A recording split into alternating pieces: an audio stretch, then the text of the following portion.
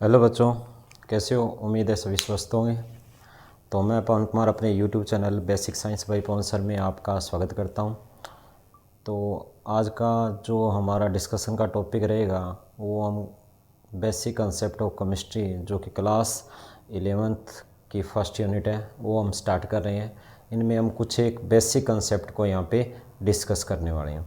ठीक है, तो बेसिक कंसेप्ट के अंदर सबसे पहले जो हम स्टडी करेंगे वो करेंगे क्या? Significant figure.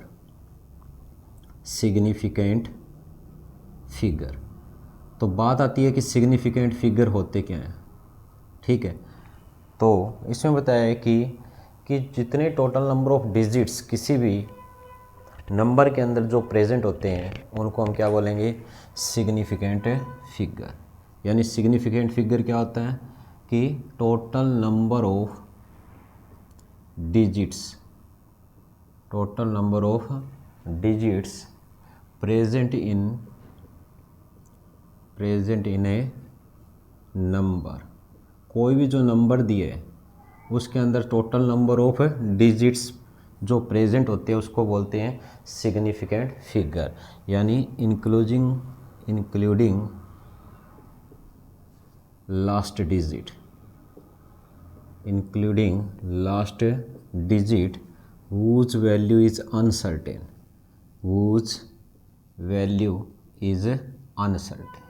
is known as significant figure।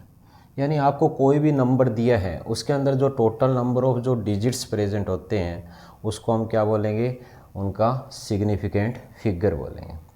ठीक है, तो इसके लिए हम एग्जांपल लेते हैं, या इसमें जो रूल है वो दिए हुए हैं। फर्स्ट रूल अपने को क्या बताता है कि जितने भी क्या होंगे नॉन ज़ीरो डिजिट्स होते हैं। ठीक है, जितने भी क्या होंगे नॉन ज़ीरो डिजिट्स होंगे, या हम कह सकते हैं zero between non zero digit, zero between non zero digits. ठीक है, तो वो सभी के सभी क्या होंगे? सिग्निफिकेंट होंगे। ठीक है, जैसे आपको कोई वैल्यू दी है 5, 7, 8, 9, तो इसके अंदर अगर आपसे पूछे कि कितने सिग्निफिकेंट फिगर प्रेजेंट है तो हम बता सकते हैं कि ये सारे के सारे क्या हैं? जो नॉन ज़ीरो डिजिट्स अपने को दिए हैं। तो इसके अंदर टोटल नंबर ऑफ डिजिट्स अपने को कितने दिख रहे हैं? 4। तो इसका मतलब इसके अंदर सिग्निफिकेंट फिगर कितने होंगे? 4 प्रेजेंट होंगे। ठीक है, इसी तरह अगर नॉन ज़ीरो डिजिट्स के बीच में दिए जैसे 5005, तो ये ज़ीरो भी क्या हो जाएगी? सिग्निफिकेंट हो जाएगी।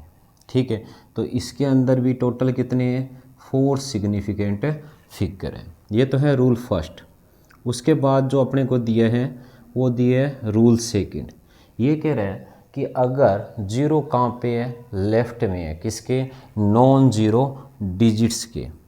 Zero on the left of non zero digits. Non zero digits के अगर लेफ्ट के अंदर क्या दे रखी है? ज़ीरो दे रखी है, तो वो क्या है? Are not significant, not significant. ठीक है, या हम कह सकते हैं zero on the left of the decimal places. क्या दिए? डेसिमल जो पॉइंट है, ठीक है, ऑफ नॉन ज़ीरो डिजिट्स, तो उसको भी हम क्या बोलेंगे? नॉन सिग्निफिकेंट बोलेंगे। जैसे अपने को कोई वैल्यू दी है, ठीक है, और ये जो ज़ीरो है इस डेसिमल पॉइंट के लेफ़्ट साइड के अंदर है। ठीक है, तो ये क्या है? नॉन सिग्निफिकेंट रहेगी। तो इसमें टोटल नंबर ऑफ सिग्निफिकेंट कहाँ कितने होंगे? 2 होंगे। जैसे आपको यहाँ पे कोई भी वैल्यू दे रखी है, ठीक है, तो इसमें इस जीरो को हम सिग्निफिकेंट काउंट नहीं करेंगे। ठीक है, और चाहे वो जीरो आपको इस तरह भी दे रखी हो, ठीक है, 0.025, ठीक है, तो इसमें भी ये ज़ीरो जो है चाहे आपको लेफ़्ट में दी है चाहे राइट में दी है, बट वो लेफ़्ट में किसके हैं? नॉन ज़ीरो डिजिट्स के हैं, तो उनको हम सिग्निफिकेंट फिगर के अंदर काउंट नहीं करेंगे। ठीक है, तो ये इसमें भी कितने नंबर ऑफ सिग्निफिकेंट फिगर है 2, और इसमें कितने सारे नॉन ज़ीरो है, तो ये 3 सिग्निफिकेंट फिगर प्रेजेंट है। ठीक है, इसके बाद जो नेक्स्ट रूल है वो अपने को क्या बताता है कि ज़ीरो अगर कहाँ पे है, राइट साइड में है। अगर ज़ीरो कहाँ पे प्रेजेंट है, रूल थर्ड क्या बोलता है, रूल थर्ड अपने को बताता है कि अगर कोई नंबर क्या है ज़ीरो से एंड हो रहा है और वो ज़ीरो कहाँ पे दे रखी है, डेसिमल पॉइंट की राइट साइड के अंदर प्रेजेंट है। ठीक है, इफ़ ए नंबर, अगर कोई नंबर कहाँ पे एंड हो रहा है, नंबर अगर कोई आपको नंबर दिया है और वो कहाँ पे एंड 80, जो ज़ीरो पे ख़त्म हो रहा है। ठीक है, और एंड जो ज़ीरो है and zero is present at the right of decimal places या डेसिमल पॉइंट, डेसिमल पॉइंट के क्या है, राइट के अंदर है। ठीक है, तो वो ज़ीरो क्या हो जाएगी, सिग्निफिकेंट हो जाएगी। ठीक है, तो जैसे अपने को कोई ये नंबर दिए, क्या दिए 0.250, तो यहाँ पे ये नंबर जो है ये ज़ीरो से एंड हो रहा है और ये ज़ीरो है, ये क्या है इस डेसिमल प्लेसेस के राइट साइड में है। तो इसके अंदर जो total number of significant figure count होंगे वो होंगे 3। जैसे आपको कोई दूसरा नंबर दिए 0.70070, ठीक है, तो ये ज़ीरो से एंड हो रही है। तो हमें पता है कि ये जो ज़ीरो जो यहाँ पे प्रेजेंट है वो डेसिमल जो प्लेस है या डेसिमल पॉइंट है उसकी क्या है, राइट साइड के अंदर प्रेजेंट है। तो इस ज़ीरो को हम क्या काउंट करेंगे, इसको हम सिग्निफिकेंट काउंट करेंगे। तो ये इसमें total number of significant figure कितनी हो जानी है, इसमें total number of significant figure होंगे क्या 5। ठीक है, तो ये सिग्निफिकेंट फिगर के रूल है। एक लास्ट रूल ये है कि अगर कोई नंबर जो है वो ज़ीरो से एंड हो रहा है, अगर किसी नंबर के लास्ट में अपने को क्या दी हुई है, ज़ीरो दे रखी है, पर वो ज़ीरो क्या है, बिना कोई डेसिमल पॉइंट के है। ठीक है, जैसे आपको ये वैल्यू दे रखी है 75600, ये नंबर जो है, ये नंबर क्या है, ज़ीरो से तो एंड हो रहा है और ये ज़ीरो है, ये किसी भी डेसिमल पॉइंट की राइट साइड में नहीं है, सीधी की सीधी दी हुई है। तो यहाँ पे ये कह रहा है कि ये ज़ीरो सिग्निफिकेंट हो भी सकती है और नहीं भी हो सकती। इफ़ ज़ीरो आर प्रेजेंट या if zero is present at the end of a number then zero may और मे नॉट बी सिग्निफिकेंट। तो अगर आप इस नंबर को इस तरह लिखो तो इस नंबर के अंदर तो टोटल 5 सिग्निफिकेंट फिगर है। अगर इसी नंबर को आप इस फॉर्म में लिखोगे, ठीक है, तो इसके अंदर क्या होंगे, ओनली 3 सिग्निफिकेंट फिगर होंगे। तो मतलब यहाँ पे इसने बताया कि अगर आप इस नंबर को किसी भी फॉर्म में लिखो, ठीक है, तो ये जो ज़ीरो है ये सिग्निफिकेंट हो भी सकती है और नहीं भी हो सकती। तो इस चीज़ को ध्यान में रखना है। तो ये थे जो टोटल अपने को क्या दिए हैं, सिग्निफिकेंट फिगर। ठीक है, इसके बाद जो नेक्स्ट जो हम टॉपिक पढ़ने वाले हैं वो अपने को दिया हुआ है क्या, वो अपने को दिए लॉज। ठीक है, जो एक इम्पोर्टेंट टॉपिक रहेगा अपने कि लॉ ऑफ केमिकल कॉम्बिनेशन। ठीक है, ये हम पढ़ेंगे बेसिक केमिस्ट्री में। तो देखो अपने को क्या दिए, law of chemical combination, law of chemical combination. Law of chemical combination के अंदर हम 5 डिफरेंट लॉज को यहाँ पे स्टडी करने वाले हैं। ठीक है, जो 5 लॉज अपने को दिए हैं, ठीक है, कितने लॉ स्टडी करेंगे हम, यहाँ पे 5 लॉ पढ़ेंगे।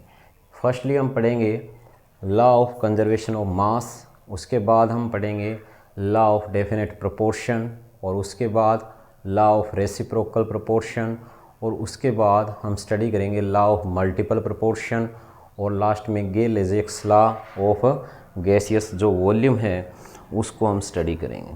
ठीक है। तो सबसे पहले हमें दिया है क्या, law of conservation of mass, law of conservation of mass. तो law of conservation of mass जो है ये अपने को क्या इन्फॉर्मेशन देता है, ये बताता है कि जितने भी जो फिज़िकल और केमिकल चेंजेस होते हैं तो उन फिज़िकल और केमिकल चेंजेस के अंदर जो टोटल मास होगा रिएक्टेंट का वो किसके इक्वल होगा, प्रोडक्ट के। ठीक है, तो उसको हम क्या बोलेंगे, लॉ ऑफ कंजर्वेशन ऑफ मास, यानी इन ऑल फिज़िकल और केमिकल चेंजेस, जितने भी फिज़िकल और केमिकल चेंजेस होते हैं, ठीक है, उनके अंदर इसने बताया the total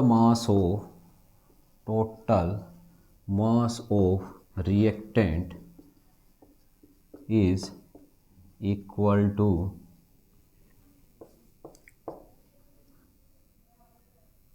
the total mass of product,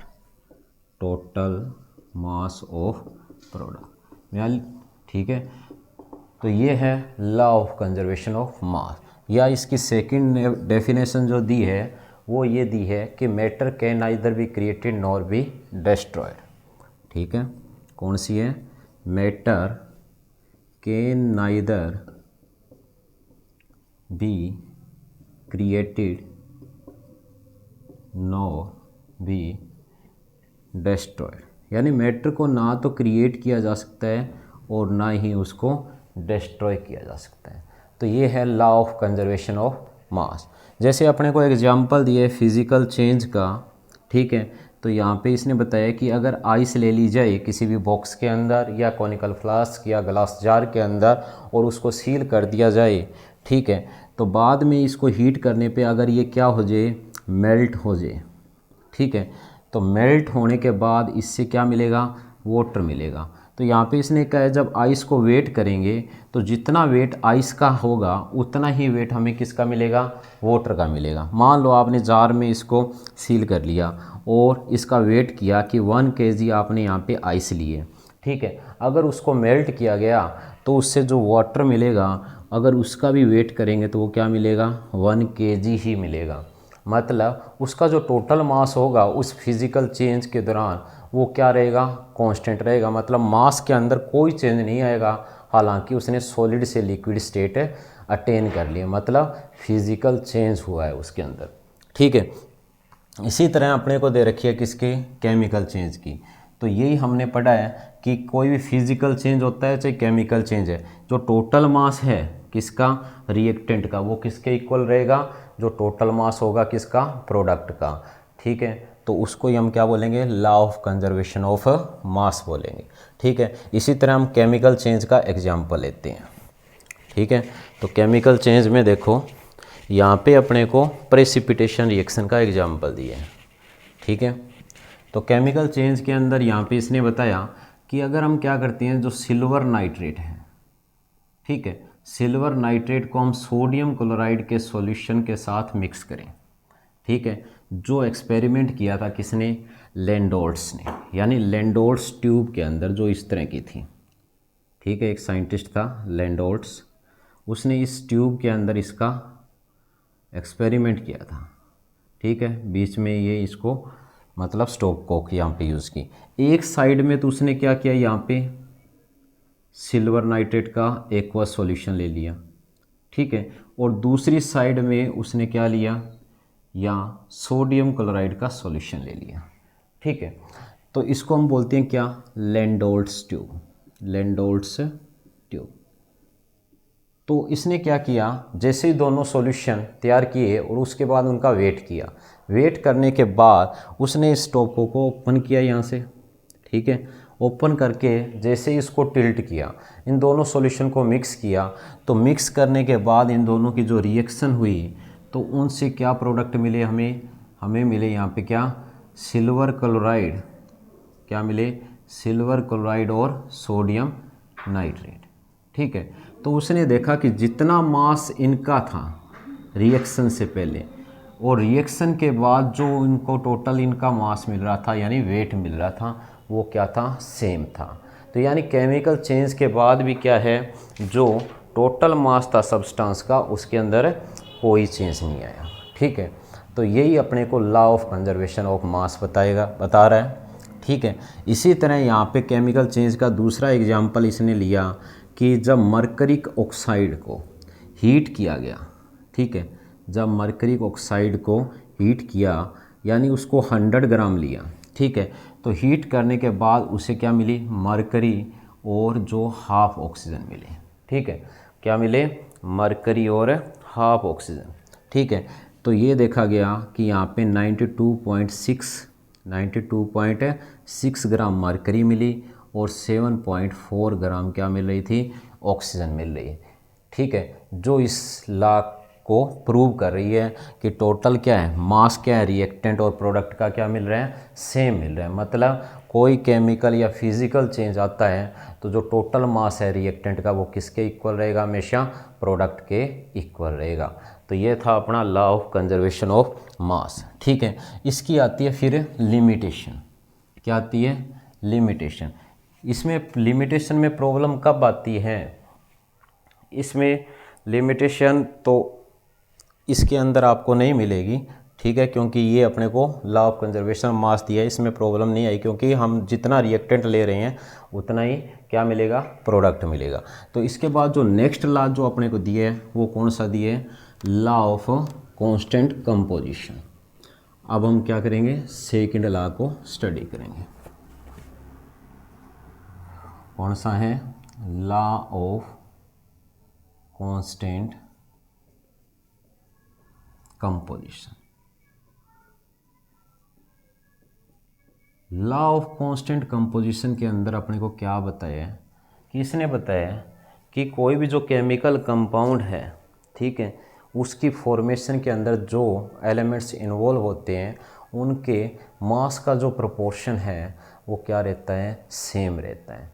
ठीक है, तो इसके अकॉर्डिंग हम देखेंगे कि इसकी डेफिनेशन क्या है। ये कह रहा है कि a chemical compound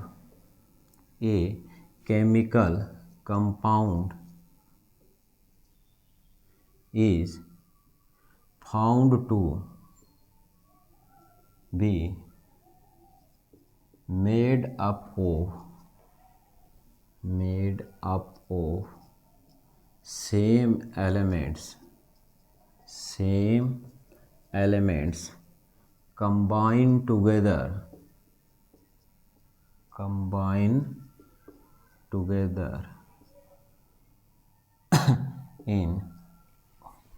combined together in the same fixed proportion by mass,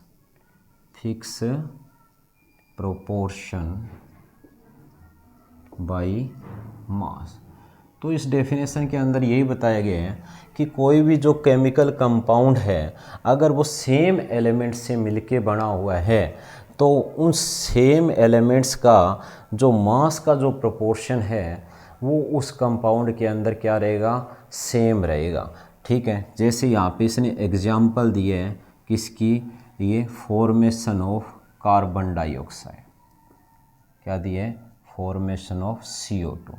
तो यहाँ पे हम एग्जाम्पल से समझ सकते हैं कि ये CO2 की जो फॉर्मेशन होती है, चाहे वो कार्बन और ऑक्सीजन से रिएक्शन करके एक CO2 की फॉर्मेशन हो रही है, ठीक है, चाहे वो कैल्शियम कार्बोनेट को हीट किया गया, ठीक है, उसके डीकम्पोजिशन से क्या बन रही है, जो CO2 गैस की फॉर्मेशन हो रही है।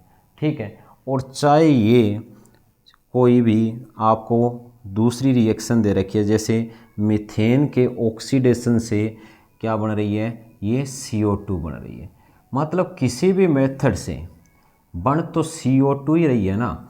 तो ये कह रहा है कि जैसे इस CO2 की हम बात कर रहे हैं तो इस CO2 यानी इस केमिकल कंपाउंड की बात हो रही है कि ये जो केमिकल कंपाउंड है ये यानी CO2 कार्बन और ऑक्सीजन से ही मिलके बनेगा, और जैसे भी ये मिलके बनेगा तो इनके अंदर किसी भी मेथड से ये मिलके बना हो तो इनके अंदर क्या कार्बन और ऑक्सीजन के मास का जो प्रोपोर्शन है वो हमेशा क्या रहेगा, सेम रहेगा।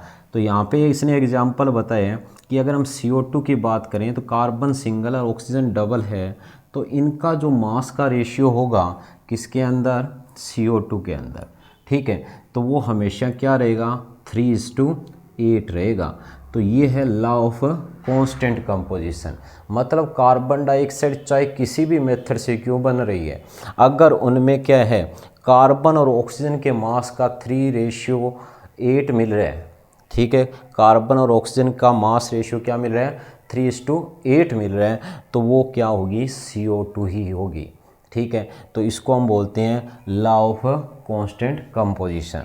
इसी तरह हम किसका देख सकते हैं, वाटर का भी देख सकते हैं। चाहे वाटर किसी भी मेथड से बना रहा है तो उसके अंदर हाइड्रोजन और ऑक्सीजन का जो मास का रेशियो है वो हमेशा क्या रहेगा, 1:8 रहेगा। चाहे वाटर की फॉर्मेशन किसी भी मेथड से क्यों ना हो रही हो, ठीक है, चाहे हाइड्रोजन और ऑक्सीजन की रिएक्शन से H2O बन रहा हो, ठीक है, और चाहे आप क्या कर रहे हो, मीथेन का कंबशन कर रहे हो, ठीक है, तो क्या बन रहा हो, H2O बन रहा हो।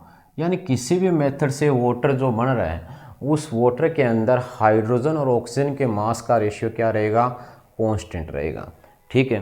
तो इसको हम क्या बोलते हैं, लॉ ऑफ कांस्टेंट कंपोजिशन, ठीक है। तो ये देखो लॉ ऑफ कांस्टेंट कंपोजिशन में यही बताया है कि कोई भी केमिकल कंपाउंड जो सेम एलिमेंट से मिलके बना हुआ है उसमें जो आपस में जो एलिमेंट्स जो कंबाइन होते हैं उनका जो मास का जो प्रोपोर्शन है वो हमेशा क्या रहेगा, सेम रहेगा। तो इसी को ही हम बोलेंगे क्या, लॉ ऑफ कांस्टेंट कंपोजिशन, ठीक है। इसके बाद जो नेक्स्ट यहाँ पे अपने को दी है वो दी है इसकी लिमिटेशन, ठीक है। तो इसमें लिमिटेशन में प्रॉब्लम कहाँ आएगी, लिमिटेशन में यहाँ पे एक लिमिटेशन आपको साफ दिखाई दे रही है, कौन सी, कि अगर यहाँ कार्बन 12 की जगह कार्बन 40 होता, यानी कार्बन का अगर आप आइसोटोप यूज़ करते हैं, ठीक है, तो उनका मास डिफरेंट होता। तो कहने का मतलब उनका जो मास का जो प्रोपोर्शन था, ठीक है, वो क्या हो जाता, डिफरेंट हो जाता, ठीक है। तो यानी अगर यहाँ पे आपको आइसोटोप दिए होते हैं तो ये मास का प्रोपोर्शन क्या है, फिक्स रहने वाला नहीं है। दूसरी कंडीशन यहाँ पे इसने बताई है कि जो कोई कंपाउंड है उसमें आपको क्या दे रखे, सेम नंबर ऑफ एटम दे रखे हैं, पर आपको क्या है, नंबर ऑफ एटम तो सेम है बट कंपाउंड क्या मिल रहे हैं, डिफरेंट मिल रहे हैं, ठीक है। यानी एलिमेंट जो है वो सेम रेशियो में जो है वो कंबाइन हो रहे हैं पर कंपाउंड क्या मिल रहे हैं, डिफरेंट मिल रहे हैं, ठीक है। तो लिमिटेशन में एक तो आ गया क्या, अगर आइसोटोप दिए हो, ठीक है, आइसोटोप का केस आता है तो उसमें आपको मास का प्रोपोर्शन डिफरेंट मिलेगा। दूसरा यहाँ पे इसने कहा है कि एलिमेंट्स का रेशियो क्या सेम है, रेशियो जो होगा किसका, एलिमेंट्स का, वो तो क्या दिया हुआ है, सेम दिया हुआ है, ठीक है। बट क्या है, कंपाउंड क्या मिल रहे हैं, कंपाउंड हमें मिल रहे हैं डिफरेंट, ठीक है। तो ये केस देखा गया किसके अंदर, अगर हम देखें तो एल्कोहल और ईथर के अंदर, देखो एल्कोहल एंड ईथर, अगर इसमें देखें तो हमें इथेनॉल का दे रखा है जैसे CH3 CH2OH, और दूसरा हमें ईथर दे रखी है CH3 CO CH3। तो इसके अंदर हम देखें तो 2 कार्बन हैं, हाइड्रोजन कितने हैं, 6 है, और ऑक्सीजन सिंगल है। इसमें भी 2 कार्बन है, हाइड्रोजन 6 है बट ऑक्सीजन 1 है। तो ये कंपाउंड अपने को 2 अलग अलग मिल रहे हैं, एक तो ईथर है और एक क्या है, एल्कोहल है। तो ये इसकी नेक्स्ट लिमिटेशन अपने को दी हुई है, ठीक है। तो ये हो गया क्या, लॉ ऑफ कांस्टेंट प्रोपोर्शन या लॉ ऑफ डेफिनेट प्रोपोर्शन, ठीक है। उसके बाद जो नेक्स्ट अपने को दिया है वो दे रखा है क्या, लॉ ऑफ मल्टीपल प्रोपोर्शन,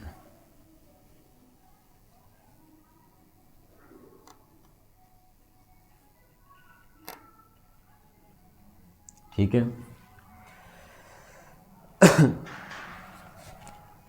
तो law of multiple proportion, multiple means large number of, law of multiple proportion क्या बताता है?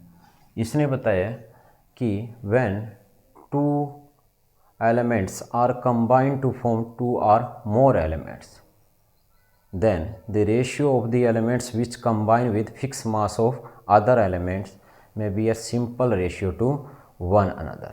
ठीक है, तो उसको हम क्या बोलेंगे? लॉ ऑफ मल्टीपल प्रोपोर्शन बोलेंगे। ठीक है, तो इसने कहा है कि ये डेफिनेशन क्या है कि when two elements combine to form two or more compound,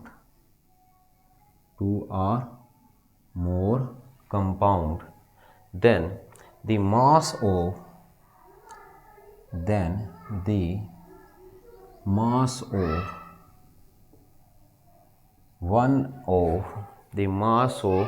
one of the elements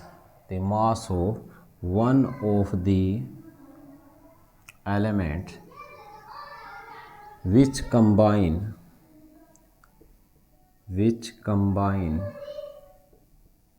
with fixed mass of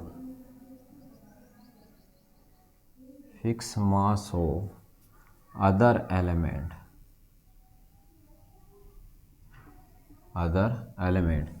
bear a simple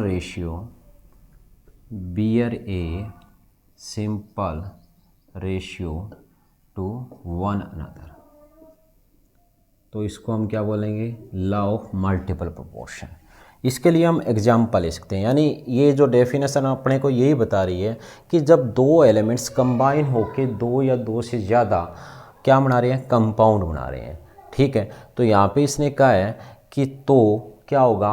उन दो एलिमेंट्स में एक एलिमेंट्स जो क्या है कोई फिक्स मास के दूसरे एलिमेंट के साथ जुड़ रहा है, तो उनका जो मास का प्रोपोर्शन होगा या मास का जो रेशियो होगा वो एक दूसरे के साथ सिंपल फॉर्म में होगा, यानी सिंपल रेशियो के अंदर होगा। जैसे फॉर एग्जांपल अपने को दे रखा है सल्फ़र के कंपाउंड। सल्फ़र जो है ये ऑक्सीजन के साथ जुड़ के क्या बना सकती है? सल्फ़र डाइऑक्साइड बना सकती है। या हम कह सकते हैं कि जो सल्फ़र है ये ऑक्सीजन के साथ जुड़ के क्या बना सकती है? सल्फ़र ट्राइऑक्साइड भी बना सकती है। तो हमने देखा कि जो ये ऑक्सीजन है ये किसके साथ कंबाइन हो रही है? एक फिक्स मास के एलिमेंट के साथ कंबाइन हो रही है और दो डिफरेंट कंपाउंड दे रही है। कौन से? सल्फ़र डाइऑक्साइड और सल्फ़र ट्राइऑक्साइड। तो इन दोनों के अंदर जो ये ऑक्सीजन एटम है ये इन दोनों का जो मास का रेशियो होगा ये एक दूसरे के साथ क्या होगा? सिंपल रेशियो के अंदर होगा। तो इसी को ही हम क्या बोलेंगे? Law of multiple proportion. ठीक है, तो इन दोनों में सल्फ़र का मास का रेशियो तो फिक्स है, यानी 32 अपने को दिए है, बट ऑक्सीजन का जो मास का रेशियो है, ठीक है, अगर सल्फ़र डाइऑक्साइड और सल्फ़र ट्राइऑक्साइड में देखें तो इस ऑक्सीजन का मास 32 है जबकि इस ऑक्सीजन का मास क्या है? 48 है। तो ये एक दूसरे के साथ क्या है? 2:3 रेशियो के अंदर है। तो ये यहाँ पे जो लॉ ऑफ मल्टीपल प्रोपोर्शन ने हमें बताया है कि जब दो एलिमेंट क्या होते हैं आपस में कंबाइन होके दो या दो से ज़्यादा कंपाउंड बनाते हैं तो जो मास होगा उनमें से एक एलिमेंट्स का जो दूसरे एलिमेंट के फिक्स मास के साथ कंबाइन हो रहे हैं, तो यहाँ पे इसने बताया कि वो एक दूसरे के साथ क्या होंगे? सिंपल रेशियो के अंदर मिलेंगे। तो इसी को ही हम बोलेंगे क्या? Law of multiple proportion. इसी तरह हम एग्जांपल ले सकते हैं कार्बन और ऑक्सीजन के। ठीक है, तो हमें पता है कि ये अपने को कार्बन दिए है, ठीक है, ये ऑक्सीजन के साथ कंबाइन होगा। अगर सिंगल ऑक्सीजन के साथ कंबाइन हो रहा है, ठीक है, तो कार्बन मोनो मिलेगी। अगर O2 के साथ कंबाइन हो रहा है तो हमें CO2 मिलेगी। बट दोनों के अंदर अगर हम देखें तो फिक्स मास किसका है? कार्बन का, और मास चेंज किसका हो रहा है? ऑक्सीजन का। तो जिसका चेंज हो रहा है, ठीक है, O का और O2 का, तो हमें पता है कि ये दोनों एक दूसरे के साथ हमें क्या मिलेंगे? सिंपल रेशियो के अंदर मिलेंगे। ठीक है, तो इसी को ही कहा था लॉ ऑफ मल्टीपल प्रोपोर्शन। ठीक है, यानी दो या दो से ज़्यादा बनाते हैं तो वहाँ पे जो मल्टीपल कंपाउंड मिलेंगे तो उन कंपाउंड्स के अंदर जो एलिमेंट्स किसी फिक्स मास के दूसरे एलिमेंट के साथ कंबाइन होके कंपाउंड बना रहे हैं तो वो एलिमेंट्स का जो मास का प्रोपोर्शन होगा वो एक दूसरे के साथ क्या रहेगा, सिंपल रेशियो में रहने वाला है। तो इसी को ही हम बोलते हैं लॉ ऑफ मल्टीपल प्रोपोर्शन। ठीक है, इसके बाद जो नेक्स्ट अपने को दिया है वो क्या दे रखा है, लॉ ऑफ रेसिप्रोकल प्रोपोर्शन। ठीक है, क्या दिया है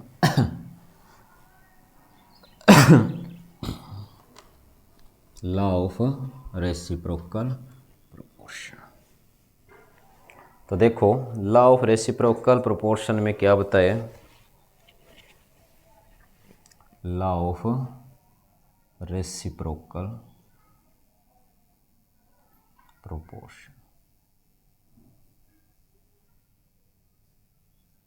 लॉ ऑफ रेसिप्रोकल प्रोपोर्शन को समझने के लिए हम ये एक ट्रायंगल बनाते हैं। ठीक है, तो इसी से ही समझ में आएगा। तो यहाँ पे इसने बताया लॉ ऑफ रेसिप्रोकल प्रोपोर्शन क्या बताता है कि the ratio of the masses of two element, ratio of the masses of two elements which combine separately with a fixed mass of other elements bear a simple ratio to one another or whole number multiple of the ratio in which A and B combine with each other। तो इसको हम क्या बोलेंगे, law of reciprocal proportion. तो इसकी क्या definition रहेगी, इसने कहा है कि the ratio of the masses of two element A and B, two elements A and B which combine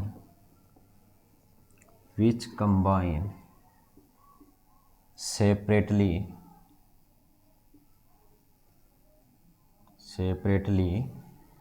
with a fixed mass of other element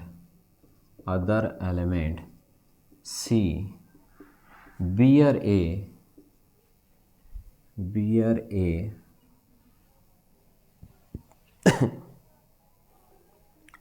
which combine with fixed mass of other element C क्या होगा, is a same. इसने कहा है कि जो A और B elements जो आपस में कंबाइन होंगे तो उनका जो मास का रेशियो होगा वो किसके इक्वल होगा, या तो जब ये सेपरेटली A जो है वो C के साथ कंबाइन और B C के साथ कंबाइन होके जो कंपाउंड बनाता है उनके मास के रेशियो के क्या होगा, सेम होगा। और हम कह सकते हैं और simple multiple of the ratio of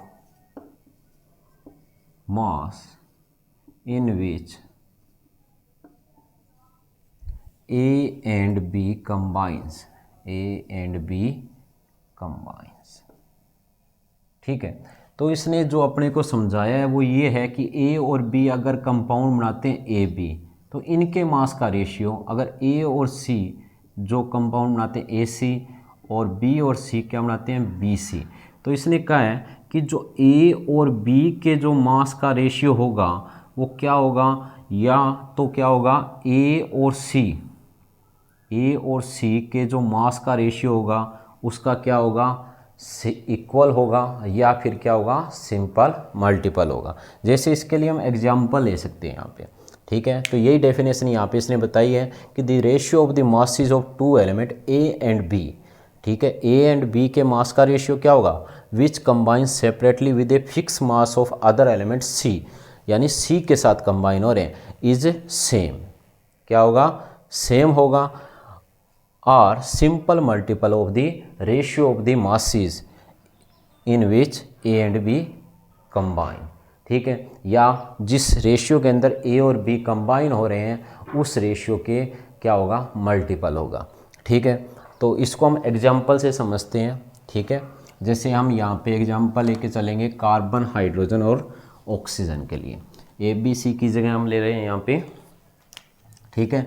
यहाँ पे हमने ले लिया क्या, कार्बन, यहाँ पे हमने ले ली क्या, हाइड्रोजन, और यहाँ पे हमने ले ली क्या, ऑक्सीजन।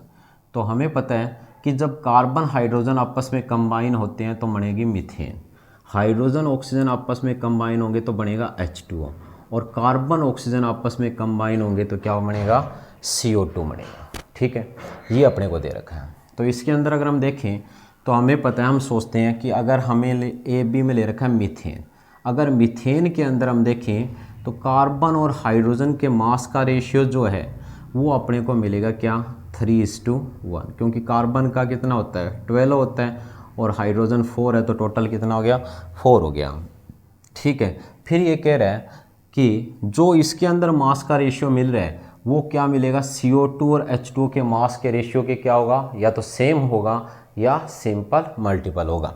तो हम देखते हैं CO2 के अंदर, अगर हम CO2 में देखें तो कार्बन और ऑक्सीजन का मास का रेशियो क्या रहेगा, कार्बन का 12, ऑक्सीजन का 32, तो ये रहने वाला है 3:8।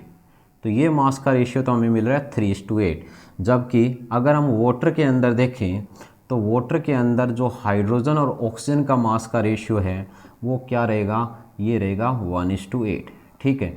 तो अब इसने कहा है कि CO2 और CH4 यानी 3:8 डिवाइडेड बाई क्या है, 1:8, तो इनका जो मास का रेशियो है, ठीक है, वो क्या रहेगा, इसने बताया कि जो मीथेन का मास का रेशियो है उसके क्या मिल रहा है, सेम मिल रहा है। तो हम कहेंगे कि ये किसको फॉलो कर रहा है, लॉ ऑफ रेसिप्रोकल प्रोपोर्शन को फॉलो कर रहा है, ठीक है। तो ये हो गया अपना क्या, लॉ ऑफ रेसिप्रोकल प्रोपोर्शन, ठीक है। इसके बाद जो नेक्स्ट अपने को दिया है वो दिया है Gay Lussac's law of gaseous volume. क्या दिया है, Gay Lussac's law of gaseous volume, उसको देखते हैं, जो लास्ट लॉ दी है, 5th law, Gay Lussac's law of gaseous volume,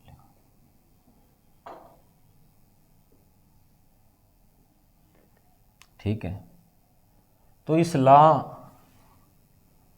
को अगर हम देखें तो ये अपने को किसके बारे में इंफॉर्मेशन दे रहा है, ये अपने को बता रहा है किसके बारे में, जो गैसें हैं उनकी रिएक्शन के बारे में बता रहा है, कि जो गैसें हैं जब वो आपस में रिएक्शन करती है तो गैसों को हम लेके चलते हैं हमेशा वॉल्यूम में। तो इसने बताया कि जब गैसें वॉल्यूम के अंदर आपस में रिएक्शन करती है और जो प्रोडक्ट है वो भी अगर अपने को क्या मिले, गैस मिले, तो इसने बताया कि जितनी भी जो गैसें होगी, चाहे वो रिएक्टेंट या प्रोडक्ट फॉर्म के अंदर होगी, तो वो वॉल्यूम के रिस्पेक्ट में एक दूसरे के साथ क्या होगी, सिंपल रेशियो के अंदर होगी, और हमें वो वॉल्यूम के कंडीशन के अंदर ही जितने भी जो मेजरमेंट होंगे, ठीक है, वो उसी टेम्परेचर और प्रेशर के अंदर वो प्रोवाइड करवाएगी, ठीक है। तो मेन इसकी जो डेफिनेशन है वो इसने क्या कही है कि gases react with each other in volume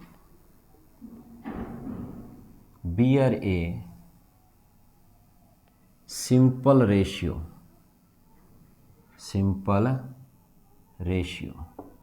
to each other या with respect to each other, bear a simple ratio in terms of volume,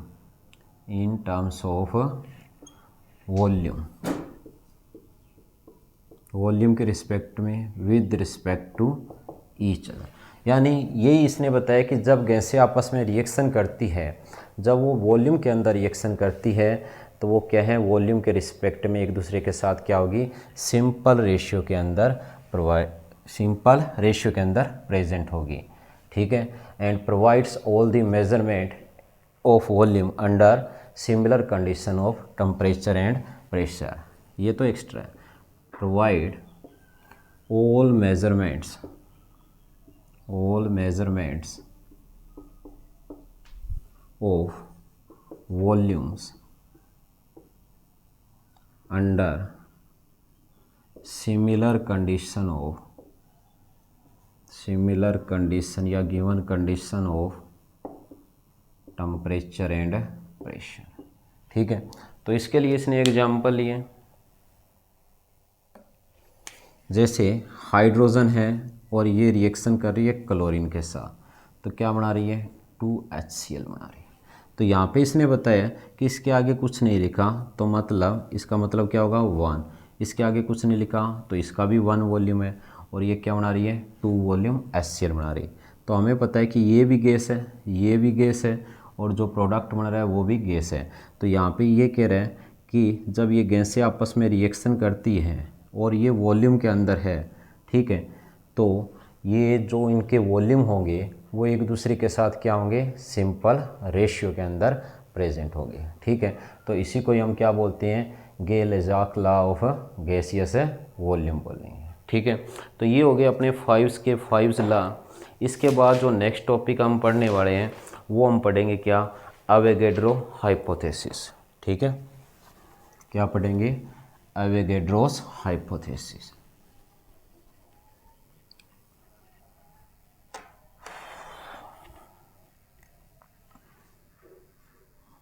Avogadro's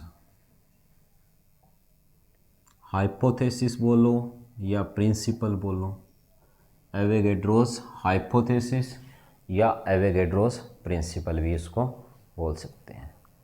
ठीक है, तो एवोगाड्रो हाइपोथेसिस की ज़रूरत क्यों पड़ी, तो सीधी सी बात है कि जो डाल्टन था उसने, डाल्टन एटॉमिक थ्योरी अगर हम पढ़ते हैं तो वो कहता है कि जितने भी एलिमेंट्स हैं वो सिंपल वोल रेशियो के अंदर आपस में कंबाइन होंगे तो किसी कंपाउंड की फॉर्मेशन करते हैं। और गे-लेज़ेक लॉ को हमने देखा तो वो कह रहा था कि गैसेस जो है वो वॉल्यूम में एक दूसरे के साथ क्या करती है, रिएक्शन करती है। तो यही जो वॉल्यूम और जो मास जो है उनकी ही रिलेशनशिप को स्टडी करने के लिए जो एवोगाड्रो था, ठीक है, ये हम कह सकते हैं, जो फर्स्ट आता है बर्जेलियस, उसने अपनी हाइपोथेसिस दी थी। तो जो बर्जेलियस हाइपोथेसिस अगर हम देखें तो उसमें थोड़ी कमी थी, है तो वो सेम ही। तो उससे पहले हम लिखते हैं बर्जेलियस हाइपोथेसिस। बर्जेलियस हाइपोथेसिस वो क्या कहती है, बर्जेलियस हाइपोथेसिस ये कह रहा है कि equal volume of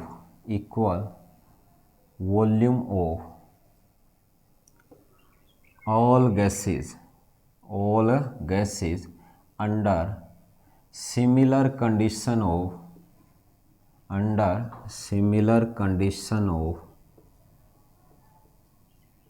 temperature and pressure contain equal number of atoms। ये कहा था बर्जेलियस ने। ठीक है, कि टेम्परेचर और प्रेशर की जो सिमिलर कंडीशन के अंदर क्या होते हैं, जो इक्वल वॉल्यूम होगा गैसों का, उनके अंदर क्या होंगे, इक्वल नंबर ऑफ एटम्स होंगे। तो बाद में इसके अंदर कुछ कमी आ गई। ठीक है, जैसे यहाँ पे ये रिएक्शन दी है, हाइड्रोजन और क्लोरीन आपस में रिएक्शन करके क्या बना रहे हैं, HCl बना रहे हैं, 2HCl बना रहे हैं। ठीक है, तो हम कह सकते हैं कि जो ये 1 है, ये 1 हाइड्रोजन 1 क्लोरीन के साथ क्या बना रहे हैं, 2HCl बना रहे हैं। ठीक है, अगर हम सोचें कि हमें बनाना है यहाँ पे 1HCl, ठीक है, तो इसका मतलब क्या होगा, बर्जेलियस हाइपोथेसिस के अकॉर्डिंग तो आधा क्या हो जाएगा, क्लोरीन एटम हो जाएगा और आधा हाइड्रोजन एटम हो जाएगा, जो कि उस टाइम की डाल्टन थ्योरी के अकॉर्डिंग सेट नहीं बैठ रहा था, क्योंकि जो एटम है उसको तो डिवाइड ही नहीं किया जा सकता। ठीक है, तो बाद में कौन आया, बाद में आया कौन, अवोगाड्रो, और उसने इसमें कुछ चेंज किया। ठीक है, तो उसने फिर अपनी जो हाइपोथेसिस थी उसको दिया। तो उसके अकॉर्डिंग हम देखते हैं, जो अवोगाड्रो था उसने क्या कहा था, अवोगाड्रो ने क्या कहा कि equal volume of all gases under similar condition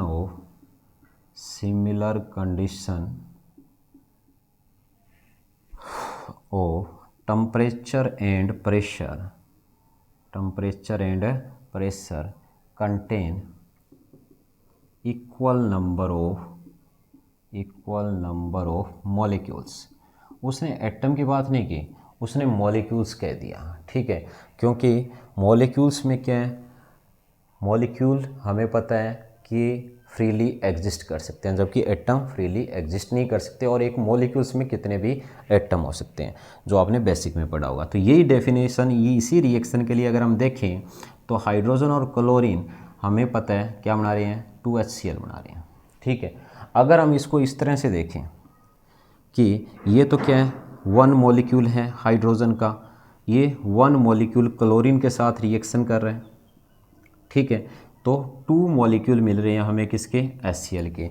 तो हम यहाँ पे क्या कह सकते हैं, हम ये भी कह सकते हैं कि जो हाफ मॉलिक्यूल है, क्या है, हाफ मॉलिक्यूल है हाइड्रोजन का, ये किसके साथ रिएक्शन कर सकता है, हाफ मॉलिक्यूल क्लोरीन के साथ, तब जाके 1 मॉलिक्यूल HCl का बनता है, जो कि पॉसिबल है, क्योंकि एटम को तो डिवाइड ही नहीं किया जा सकता था, ठीक है। तो जो मॉलिक्यूल थे उसके अंदर हमें पता है कि कितने, उस यानी 2 या 2 से ज़्यादा तो हमें एटम अवश्य ही मिलते हैं, ठीक है। तो ये थी अवोगाड्रो हाइपोथेसिस, ठीक है। और उसके बाद जो हमें दे रखी है इसकी एप्लीकेशन, ठीक है। तो अवोगाड्रो हाइपोथेसिस जो है, इसकी एप्लीकेशन के अंदर हम देखते हैं किसमें ये हेल्प करेगी अवोगाड्रो हाइपोथेसिस, ठीक है। इसकी जो एप्लीकेशन दे रखी है, एप्लीकेशन के अंदर हमें सब फर्स्टली अपने को बताया किस में हेल्प करता है ये एटॉमिसिटी डिसाइड करने में, ठीक है, कि एटॉमिसिटी। और हमें पता है कि एटॉमिसिटी क्या होती है, जितने नंबर ऑफ एटम्स प्रेजेंट होते हैं, number of atoms present in A molecule, present in A molecule, तो हम उसको क्या बोलेंगे, उसकी एटॉमिसिटी बोलेंगे। जैसे इसी रिएक्शन में देखें, ठीक है, तो हमें पता है कि हाइड्रोजन का ये एक मॉलिक्यूल है, इसमें कितने एटम है, 2 एटम है, ठीक है। तो इसकी एटॉमिसिटी कितनी होगी, 2 होगी। अगर हम क्लोरीन की बात करें तो इसमें भी कितने 2 एटम है, तो इसकी एटॉमिसिटी कितनी होगी, 2 हो गई, ठीक है। अगर हम बात करें ओजोन की तो इसमें ऑक्सीजन के 3 एटम किसके हैं, ऑक्सीजन के, ठीक है। तो इसकी एटॉमिसिटी कितनी हो जाएगी, 3। मतलब कोई भी जो मॉलिक्यूल है जिसके अंदर जितने नंबर ऑफ एटम्स प्रेजेंट हैं वो क्या होती है, उसकी एटॉमिसिटी।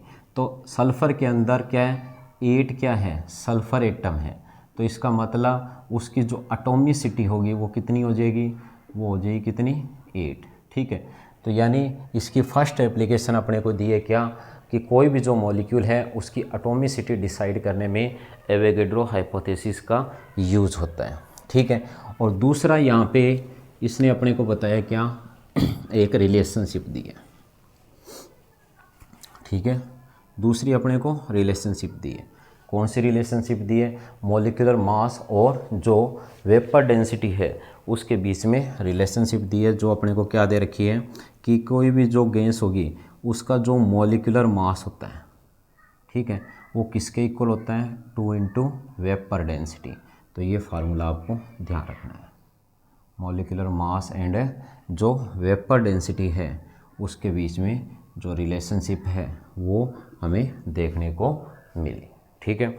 तो ये हो गया हमारा क्या, जो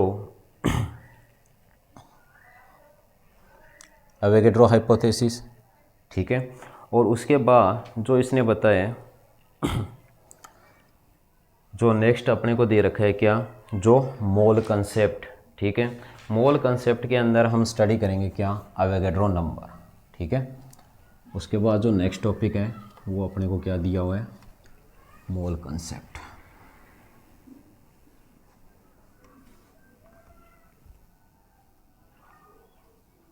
इसके बाद अपने को क्या दिए हैं, मोल कंसेप्ट, यानी मोल कंसेप्ट में हम स्टडी करते हैं एवोगाड्रोस नंबर, एवोगाड्रोस नंबर, ठीक है। तो एवोगाड्रोस नंबर हम किसको बोलेंगे, ठीक है। तो यहाँ पे इसने बताया कि जितने एवोगाड्रो नंबर क्या होते हैं, कि नंबर ऑफ जो एटम्स, नंबर ऑफ एटम्स या जो नंबर ऑफ मॉलिक्यूल्स, जो कोई भी जो 1 ग्राम सब्सटेंस दिया होगा, ठीक है, 1 ग्राम कोई भी एटम दिया होगा किसी भी जो एलिमेंट्स का, तो उसको हम क्या बोलेंगे, एवोगैड्रो नंबर। तो ये क्या होते हैं, it is the number of atoms या number of atoms present in 1 gram atom of an element. ठीक है, या हम ये भी कह सकते हैं कि ये क्या होंगे, नंबर ऑफ जो मॉलिक्यूल्स होते हैं किसके अंदर, जो 1 ग्राम, जो कोई भी आपको क्या दिया हो, मॉलिक्यूल दिया हो किसी भी एलिमेंट्स का, तो उसको हम क्या बोलेंगे, एवोगैड्रो नंबर बोलेंगे। तो ये काउंट किया गया कि जो एवोगैड्रो नंबर होते हैं उसकी वैल्यू क्या होती है, 6.022, आगे 137 होता है, बट यहीं तक हम स्टडी करनी है 10⁻23। ठीक है, ये है एवोगैड्रो नंबर। और ये जो नंबर होते हैं ये हमें किसकी इन्फॉर्मेशन देंगे, हमें अमाउंट ऑफ सब्सटेंस की। ठीक है, अमाउंट ऑफ सब्सटेंस यानी हम पढ़ेंगे किसके बारे में, मोल के बारे में। तो एवोगैड्रो के अकॉर्डिंग इसने बताया था कि जो 1 मोल सब्सटेंस किसको बोलेंगे, 1 मोल सब्सटेंस किसको बोलेंगे, is known as contain Avogadro's number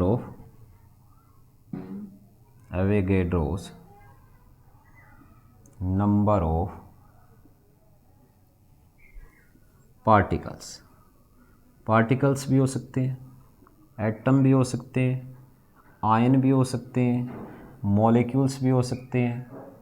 ठीक है, इलेक्ट्रॉन्स भी हो सकते हैं, यानी 1 मोल की बात की गई है। ठीक है, यानी मोल किसको रिप्रेजेंट कर रहे हैं, यानी 1 मोल सब्सटेंस एवोगैड्रो के नंबर में हम किस तरह डिफाइन करेंगे कि 1 मोल कोई भी सब्सटेंस वो होगा जिसमें क्या होंगे, एवोगैड्रोस नंबर ऑफ क्या होंगे, पार्टिकल प्रेजेंट होंगे।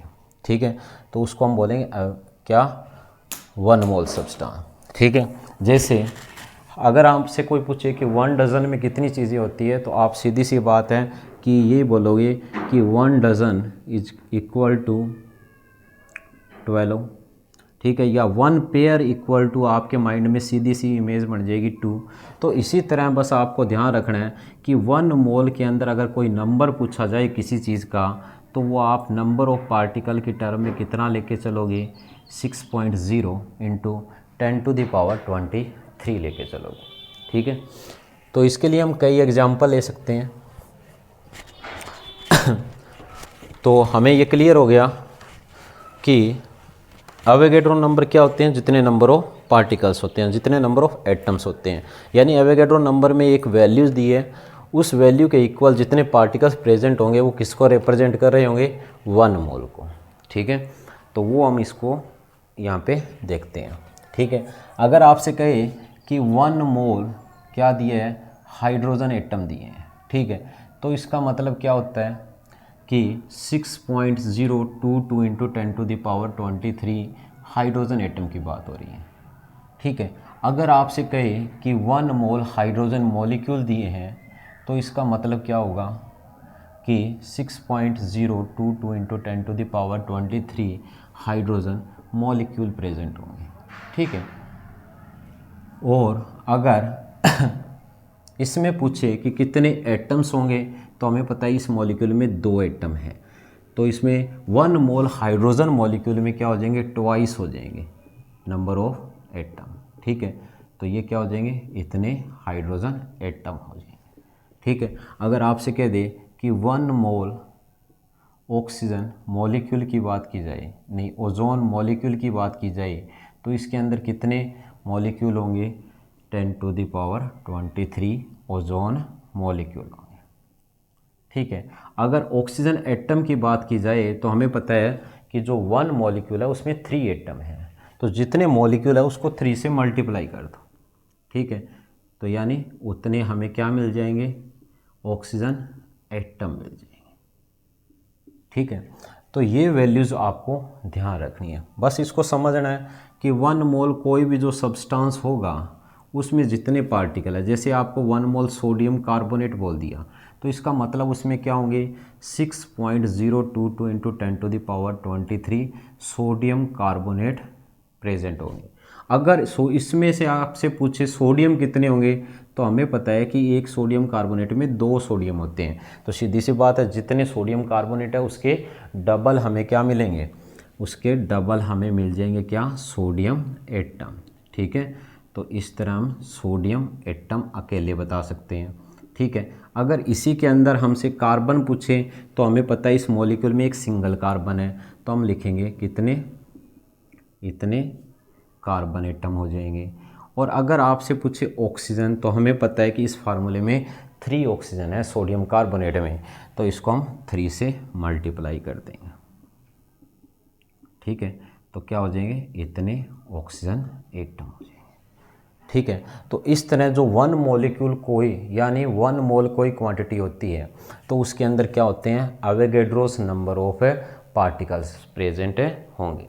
ठीक है, ये तो हो गया किसकी टर्म में, नंबर की टर्म में। ठीक है, अगर मास की टर्म में देखें, ठीक है, तो वो क्या होगा, तो ये वो इसने बताया कि 1 मोल कोई भी जो सब्सटेंस होता है वो किसके इक्वल होता है, उसकी क्वांटिटी उसके मास के इक्वल होती है। ठीक है, अगर हम देखें कि 1 mole of a substance, 1 mole of a substance is defined as amount of substance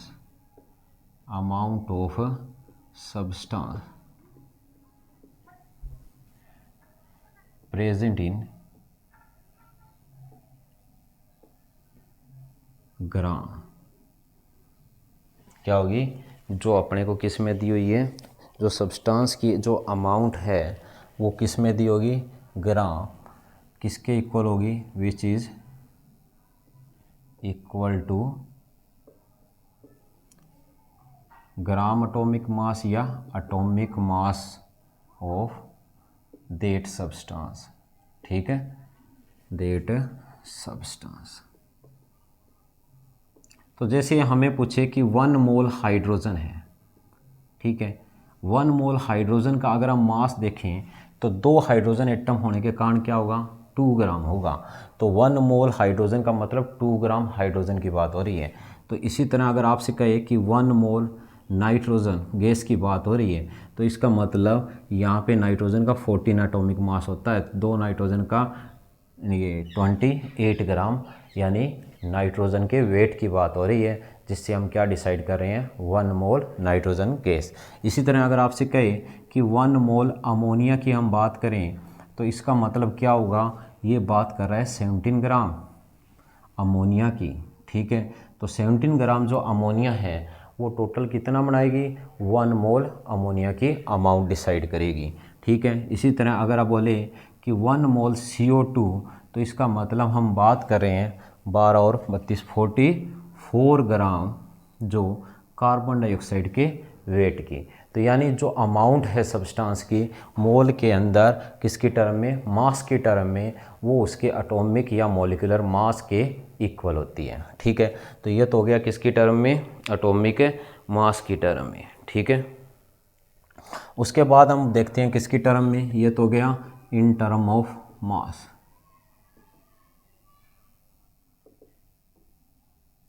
ठीक है, अगर हम बात करें किसकी टर्म में, in term of volume. Volume की टर्म में क्या होगा, यहाँ पे इसने बताया जो 1 मोल सब्सटेंस होता है वो किसके इक्वल होता है, तो इसने बताया कि ये क्या होगा, amount of gas which has volume equal to 22.4 litre 8 STP, यानी स्टैंडर्ड टेम्परेचर जो अपने को 0 डिग्री सेंटीग्रेड दिया है, 0 डिग्री सेंटीग्रेड, और जो प्रेशर है वो हम 1 एटमॉस्फेरिक या 1.01 बार लेके चलते हैं। ठीक है, तो यहाँ पे इसने बताया कि 1 मोल सब्सटेंस क्या होगा वॉल्यूम के रिस्पेक्ट में। तो इसने कहा कि जितनी कोई गैस की अमाउंट जिसका वॉल्यूम किसके इक्वल होगा, 22.4 लीटर के इक्वल होगा, तो वो क्या होगी 1 मोल क्वांटिटी होगी।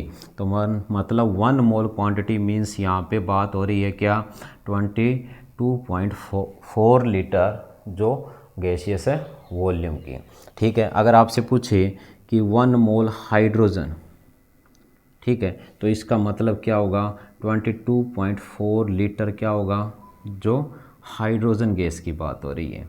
ठीक है, अगर पूछे कि 1 मोल अमोनिया गैस वॉल्यूम के रिस्पेक्ट में, तो इसका मतलब क्या होगा 22.4 लीटर क्या होगी यहाँ पे अमोनिया गैस प्रेजेंट होगी। ठीक है, इसी तरह आपसे पूछा जा सकता है कि 1 मोल क्या होगी CO2, तो मतलब ये भी क्या रहेगी 22.4 लीटर CO2 रहने वाली है। ठीक है, 1 मोल यहाँ पे नाइट्रोजन लेके चलो तो भी वो कितनी रहेगी, मतलब जो आपको वॉल्यूम दिया होगा वो कितना होना चाहिए 22.4 लीटर के इक्वल होना चाहिए।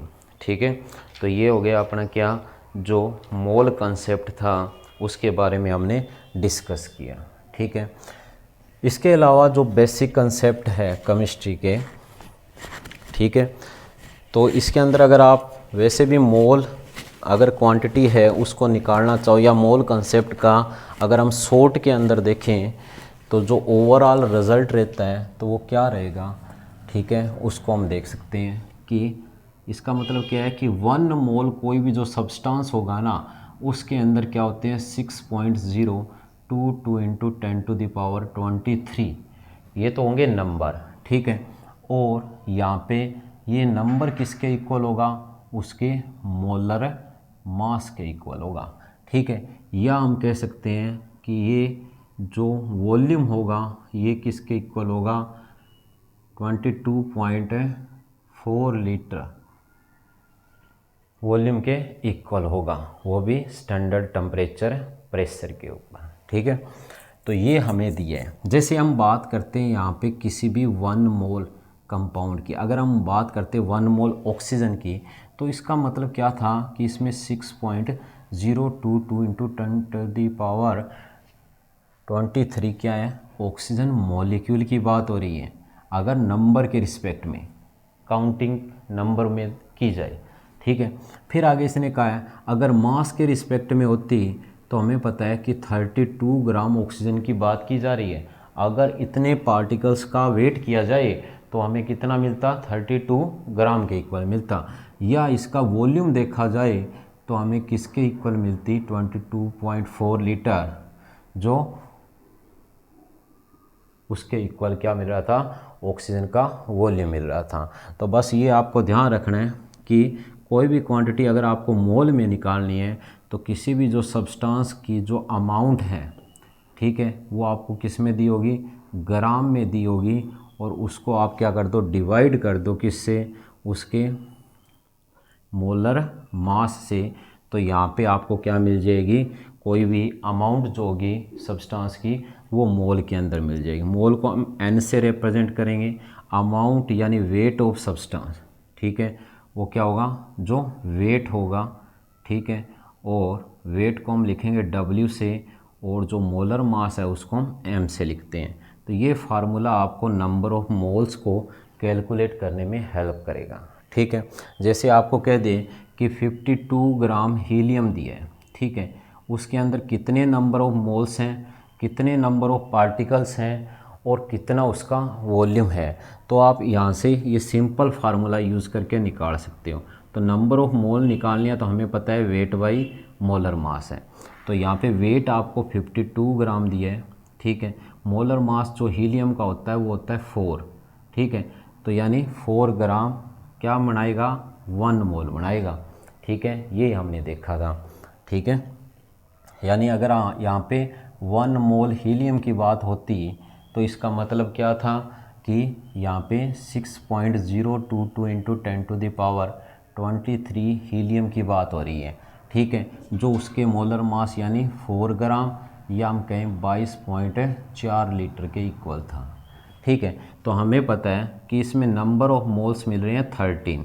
अब हमें पता है 13 जो मोल्स मिल रहे हैं, ठीक है, तो 13 मोल जो अपना आंसर आए हैं, तो 1 मोल में हमें पता है कितने होंगे, हीलियम एटम इतने होंगे। तो नंबर ऑफ हीलियम एटम अगर आपने निकालने हैं तो आप इन नंबर ऑफ मोल्स को मल्टीप्लाई कर दो अवोगाड्रो नंबर से, ठीक है, तो वो आपको हीलियम एटम मिल जाएंगे, ठीक है। अगर आप निकालना चाहते हो उसका वॉल्यूम, ठीक है, हीलियम एटम का, तो जो आपको पता है जितने नंबर ऑफ मोल्स हैं उनको इससे मल्टीप्लाई कर दो, ठीक है।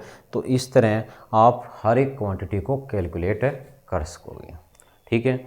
तो इसके बाद हमें दे रखे हैं कुछ सिंपल टर्म्स, उनको हम देखेंगे।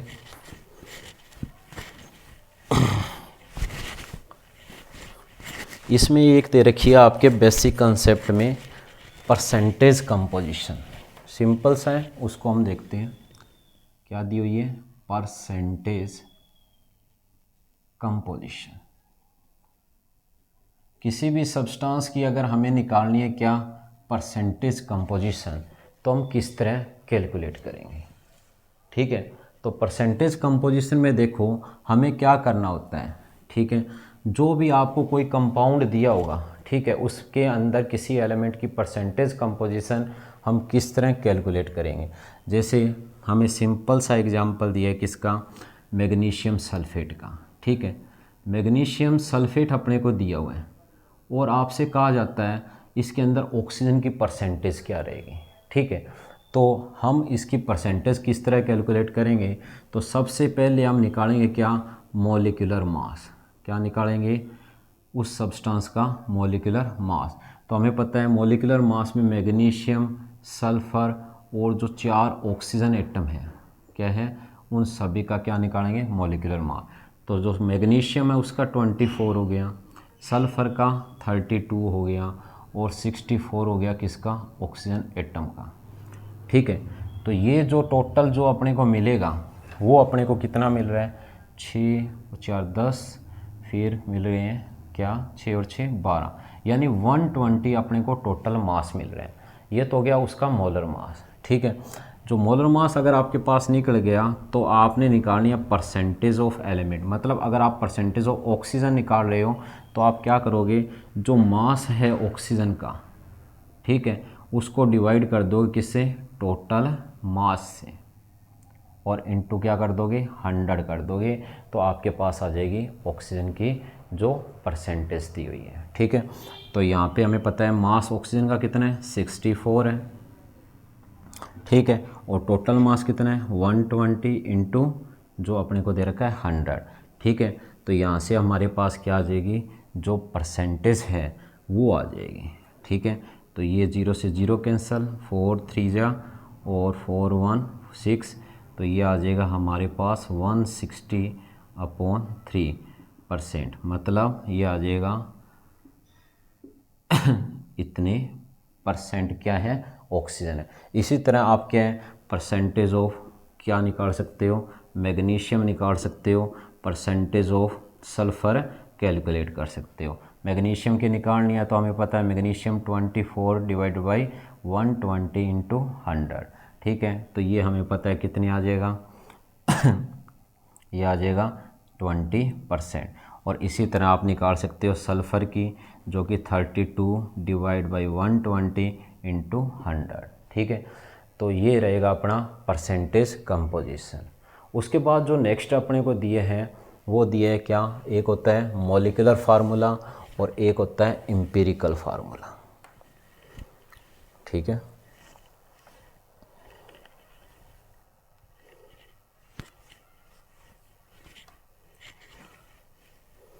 क्या दिए है, एक होता है क्या, मॉलिक्यूलर फार्मूला, ठीक है, और एक हम पढ़ेंगे क्या, एम्पिरिकल फार्मूला। एम्पिरिकल फार्मूला, देखो मॉलिक्यूलर फार्मूला क्या होता है, मॉलिक्यूलर फार्मूला होता है ये रियल केमिकल फार्मूला होता है, ठीक है। क्या होगा, जो रियल अपने को केमिकल फार्मूला दिए है उसको हम बोलेंगे क्या, मॉलिक्यूलर फार्मूला। ये क्या शो करेगा, क्या रिप्रेजेंट करेगा, तो इसने बताया कि इट इज़ दी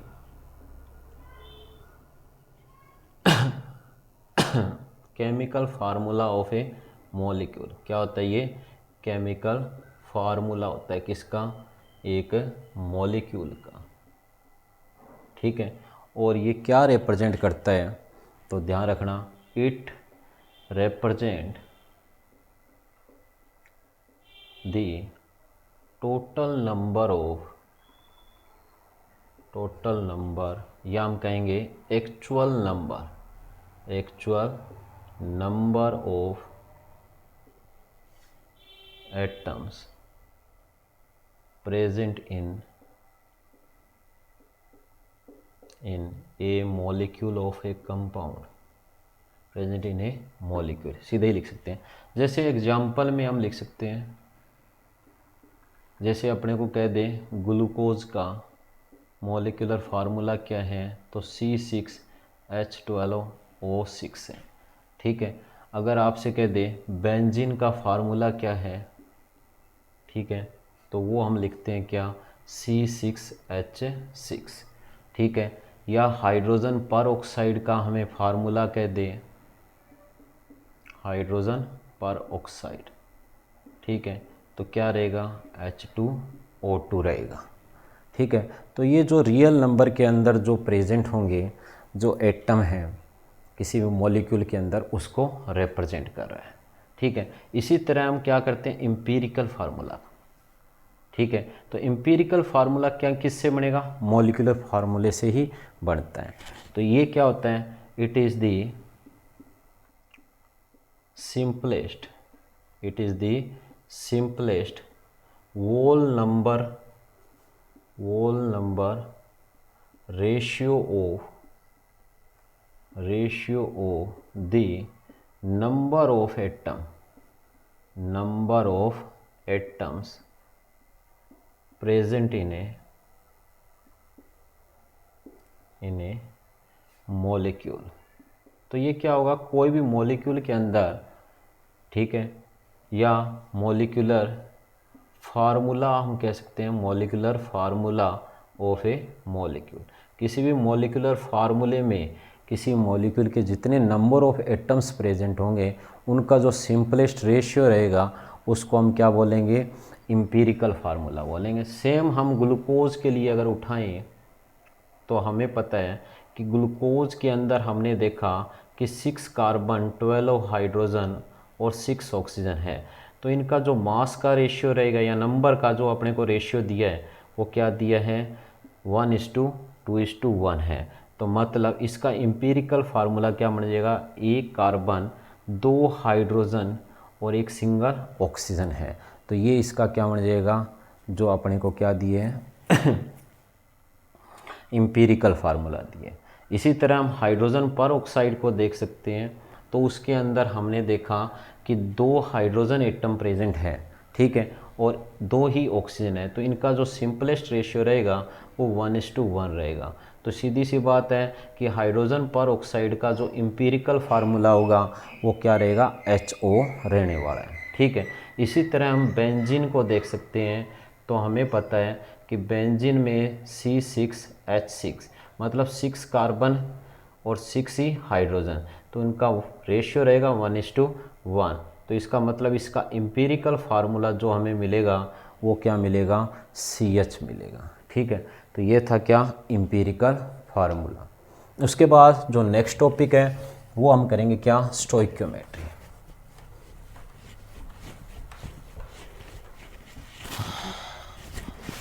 ठीक है, तो देखते हैं कि स्टोइकियोमेट्री क्या होती है।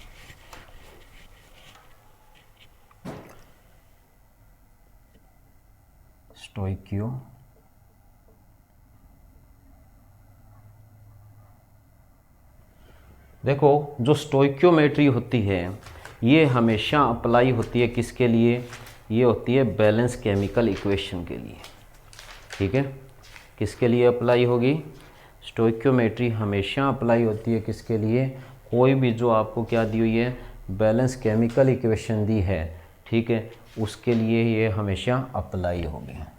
ठीक है, तो ये ध्यान रखना है, it is applied for applied for a balance chemical equation.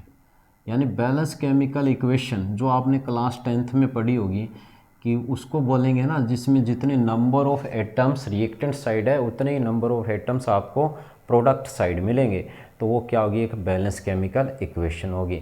या जो जितना मास रिएक्टेंट का दिया है उतना ही आपको क्या मिल रहा है, प्रोडक्ट का मिल रहा है, तो वो क्या होगी, एक बैलेंस केमिकल इक्वेशन होगी। तो स्टोइक्योमेट्री वर्ड जो मना है ना, एक तरह से ये किससे रिलेटेड है, मेजरमेंट से रिलेटेड है। ठीक है, तो ये आपको ध्यान रखना है कि ये जो स्टोइक्योमेट्री है ये हमें किसकी इन्फॉर्मेशन देगी, तो ये ध्यान रखना है, तो ये हमें देगी इट गिव्स क्वांटिटेटिव रिलेशनशिप। किसके बारे में देती है ये, क्वांटिटेटिव जो रिलेशनशिप है उसके बारे में बताइए। किसके बीच में, जो रिएक्टेंट और प्रोडक्ट्स के बीच में जो भी क्वांटिटेटिव रिलेशनशिप होगी उसकी जो इन्फॉर्मेशन हमें मिल रही है, ठीक है, तो उसको हम किस में स्टडी करेंगे, स्टोइक्योमेट्री में। ठीक है, तो it gives quantitative relationship in between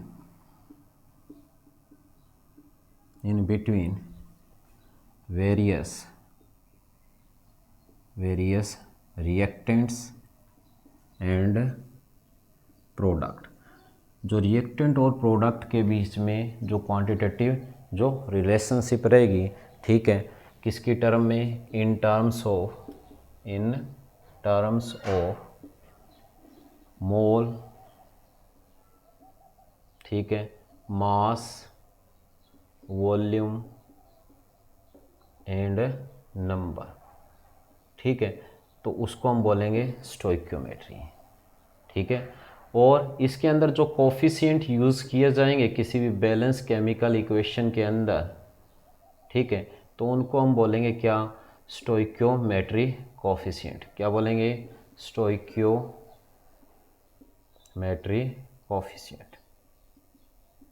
coefficient used in a chemical reaction known as stoichiometry coefficient. For example जैसे आप यहाँ पे रिएक्शन लेके चलते हो, ठीक है, यहाँ पे आपने एग्जांपल लिया क्या, कैल्शियम कार्बोनेट है, उसको हमने एसिड HCl के साथ ट्रीट किया, तो हमें क्या मिल रहा है, कैल्शियम क्लोराइड मिल रहा है, साथ में क्या मिल रही है, CO2 मिल रहे हैं, और साथ में क्या मिल रहा है, H2O मिल रहा है। ठीक है, तो अगर इस रिएक्शन में हम देखें तो हमें पता है कि इस रिएक्शन के अंदर जो 1 मोल जो हमें दिए है क्या, कैल्शियम दिए, ये बैलेंस केमिकल इक्वेशन आपको दी हुई है। ठीक है, तो इस रिएक्शन के अंदर हम देखेंगे तो हमें क्या, 1 मोल कैल्शियम क्लोराइड 2 मोल HCl के साथ रिएक्शन कर रहे हैं, तो मतलब ये एक रिलेशनशिप हो गई कि कितने रिएक्टेंट कंप्लीटली आपस में रिएक्शन करके कितने प्रोडक्ट बना रहे हैं। यानी 1 मोल क्या बन रहा है, कैल्शियम क्लोराइड बन रहा है, और 1 मोल ही क्या मिल रही है, CO2 गैस मिल रही है, और 1 मोल क्या मिल रहा है, H2O मिल रहा है। ठीक है, तो ये जो रिलेशनशिप अपने को दी है ये किसके अंदर स्टडी कर रहे हैं हम, स्टोइक्योमेट्री के अंदर। ठीक है, या इसका मास आप देख सकते हो, कैल्शियम का 40 होता है, प्लस कार्बन का 12 52, और प्लस में 48 इसका आ गया ऑक्सीजन का, तो टोटल कितने हो गए, हमें पता है 100 हो गए। तो मतलब 100 ग्राम अगर कैल्शियम कार्बोनेट जब डिकम्पोज होगा, रिएक्ट करेगा, कितने के साथ कर रहे हैं तो हमें पता है ये हो जाएगा 73 जो ग्राम, यानी क्लोरीन का 35.36 और ये 73 ग्राम HCl के साथ रिएक्शन करके क्या बना रहा है, तो ये हो गया हमारे पास कितने, 111 ग्राम क्या बना रहा है, कैल्शियम क्लोराइड। इसका मोलर मास देखो, ठीक है, और 44 ग्राम CO2 बना रहा है, और 18 ग्राम हमें क्या मिल रहा है, वाटर मिल रहा है। तो अब आपसे कोई भी यहाँ से रिलेटेड रिलेशनशिप पूछी जा सकती है कि आपसे पूछ सकते हैं कि 22 ग्राम जो कार्बन डाइऑक्साइड है उसकी प्रोडक्शन के लिए हमें कितने ग्राम कैल्शियम कार्बोनेट को डिकम्पोज करना पड़ेगा। तो सीधी सी बात है कि हमें पता है कि जब 1 मोल कैल्शियम कार्बोनेट डिकम्पोज होता है तो 1 मोल ही CO2 बनेगी। ठीक है, तो सीधी सी बात, अगर 22 ग्राम अगर आप क्या बनाना चाहते हो, CO2, तो 22 ग्राम ही कैल्शियम कार्बोनेट का क्या होगा, डिकम्पोजिशन होगा। तब हमें क्या मिलेगी 22 ग्राम ऑफ जो क्या मिलेगी कार्बन डाइऑक्साइड मिलेगी। तो ये है स्टोइक्योमेट्री, जिसमें आप मास रिलेशनशिप स्टडी करते हो, जिसमें किसी सब्सटेंस का जो मास है यानी रिएक्टेंट का मास वॉल्यूम के मास से किस तरह रिलेटेड है। ये हमने देखा कि इतना मास लेंगे तो इतना प्रोडक्ट मिलेगा, मोल जो दिए हैं वो कितने मोल लेंगे तो कितने मोल प्रोडक्ट मिलेगा। अगर यहाँ पे आप वॉल्यूम लेके चलो तो हमें क्या है वॉल्यूम के रिस्पेक्ट में मिल जाता है। ठीक है, जैसे हाइड्रोजन गैस है, ये क्लोरीन गैस के साथ रिएक्शन करके और HCl गैस बना रही है। ठीक है, तो अगर आपको कह दे कि ये 1 मोल है, ठीक है, हमें पता है ये भी 1 मोल है और ये क्या दे रही है 2 मोल HCl दे रही है, तो हमें पता है 1 मोल मीन्स 22.4 लीटर, यानी 22.4 लीटर जो हाइड्रोजन है वो 22.4 लीटर क्लोरीन से रिएक्शन करके क्या बना रही है 44.8 लीटर क्या बना रही है जो HCl बना रही है। तो इस तरह आप वॉल्यूम रिलेशनशिप भी इसी स्टोइक्योमेट्री से ही स्टडी करते हो। ठीक है, इसके बाद जो लास्ट टॉपिक हम पढ़ेंगे वो हम पढ़ेंगे लिमिटिंग रीजेंट को। ठीक है, लास्ट टॉपिक जो अपने को दिया है, ठीक है, क्या दिए लिमिटिंग रीजेंट। देखो कोई भी जो केमिकल रिएक्शन होती है, ठीक है, उस केमिकल रिएक्शन के अंदर जो सब्सटेंस कंप्लीटली रिएक्ट कर जाए, ठीक है, क्या हो जाए कोई केमिकल रिएक्शन के अंदर जो सब्सटेंस क्या हो जाए कंप्लीटली कंज्यूम हो जाए, कंप्लीटली क्या हो जाए कंज्यूम हो जाए। ठीक है, उस सब्सटेंस को हम क्या बोलते हैं लिमिटिंग रीजेंट बोलेंगे। मतलब जिस सब्सटेंस पे क्या है रिएक्शन डिपेंड कर रही है, ठीक है, या जो सब्सटेंस क्या है माइन्यूट क्वांटिटी में लिमिटिंग क्वांटिटी के अंदर प्रेजेंट है, ठीक है, और जिसके ऊपर जो रिएक्शन है वो क्या कर रही है रिएक्शन डिपेंड कर रही है। ठीक है, उस सब्सटेंस को हम क्या बोलेंगे लिमिटिंग रीजेंट बोलेंगे, क्योंकि कोई भी जो रिएक्शन होती है उसमें जो सब्सटेंस एक तो लिमिटिंग क्वांटिटी में होता है, जो अदर्स जो दूसरा होता है वो क्या होता है एक्सेस सब्सटेंस होता है, एक्सेस रिएक्टेंट होता है। ठीक है, तो जो लिमिटिंग क्वांटिटी के अंदर जो सब्सटेंस प्रेजेंट है उसी को हम क्या बोलेंगे लिमिटिंग रीजेंट बोलेंगे। ये तो डिपेंड करेगा कि आपको कोई रिएक्शन दी है, जैसे ये हाइड्रोजन दे रखी है, इधर दे रखी है ऑक्सीजन, और इससे क्या बन रहा है हमें पता है H2O बन रहा है। अगर इस रिएक्शन को बैलेंस करें तो ये अपने को दी हुई है।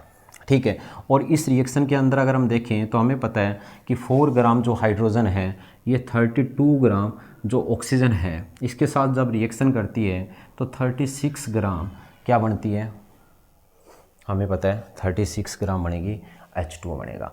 अगर ये रिएक्शन आपको इस तरह दी हो, यहाँ पे आपको कह दे कि 18 ग्राम जो H2O है उसकी प्रोडक्शन के लिए आपसे पूछा जाए कि जैसे आपको दे दिया जाए यहाँ पे दे दिया जाए क्या 2 ग्राम क्या दिए हाइड्रोजन दिए, जबकि यहाँ पे अपने को क्या है यहाँ पे 10 ग्राम क्या दे रखी है ऑक्सीजन दे रखी है। तो हमें पता है कि 2 ग्राम जब हाइड्रोजन किससे रिएक्शन करेगी 10 ग्राम ऑक्सीजन से रिएक्शन भी अगर करती है तो ओवरऑल तो 12 ग्राम मिल रहे हैं, 18 तो फिर भी नहीं मिल रहे। ठीक है, तो इसके अंदर हमें तो पता है कि जब 18 ग्राम H2O बनता है, यानी अगर हम देखें ये अपने को H2O दिया है, इसके अंदर 2 ग्राम क्या है हाइड्रोजन है और जो 16 ग्राम क्या है ऑक्सीजन है। तो हमें पता है कि इस रिएक्शन के लिए ये अपनी कंडीशन पूरी कर रहा है, मतलब हाइड्रोजन जितनी चाहिए थी पूरी है, बट ऑक्सीजन क्या है इनकम्प्लीट है, पूरी नहीं है। मतलब सीधी सी बात है कि H2O की जो फॉर्मेशन है वो किसके ऊपर डिपेंड कर रही है, वो डिपेंड कर रही है ऑक्सीजन की क्वांटिटी पे। तो ऑक्सीजन यहाँ पे क्या रहेगा, ऑक्सीजन इस रिएक्शन के अंदर क्या रहेगा लिमिटिंग रीजेंट रहेगा, क्योंकि ये क्या है ये रिएक्शन में जितना ये यहाँ पे प्रेजेंट है वो पूरा कंज्यूम हो जाएगा, उसकी कुछ भी क्वांटिटी नहीं बचेगी। ठीक है, तो इसी रीजेंट को हम क्या बोलेंगे वो यानी वो सब्सटेंस जो क्या हो जिसके ऊपर क्या है कोई रिएक्शन डिपेंड करती है और कोई रिएक्शन के अंदर वो क्या हो जाए कंप्लीटली कंज्यूम हो जाए, तो उस रिएक्शन को हम बोलेंगे क्या, या उस सब्सटेंस को हम बोलेंगे क्या लिमिटिंग रीजेंट बोलेंगे। ठीक है, तो ये अपना लिमिटिंग रीजेंट का टॉपिक यहाँ से होता है कवर। ठीक है, तो इसके अलावा जो कुछ एक टॉपिक बचे हैं जैसे कि कंसंट्रेशन टर्म। ठीक है, तो कंसंट्रेशन जो टर्म है, कंसंट्रेशन टर्म, इसका मैंने पहले लेक्चर बनाया हुआ है। अगर आपको उसमें समझ में नहीं आता तो आप बोलना, इसका मैं दोबारा से आपके लिए एक और बढ़िया लेक्चर लेके आऊँगा। ठीक है, वो आपको इस वीडियो की जो डिस्क्रिप्शन है उसके अंदर इसका लिंक मिल जाएगा, या जहाँ पे जो प्लेलिस्ट होगी उसमें उस लेक्चर को मैं ऐड कर दूँगा। ठीक है, तो यहाँ से जो अपने बेसिक कंसेप्ट थे केमिस्ट्री की, उसके जो मेन टॉपिक्स हैं वो कवर होते हैं। ठीक है बच्चों, आज के लिए इतना ही। Thank you.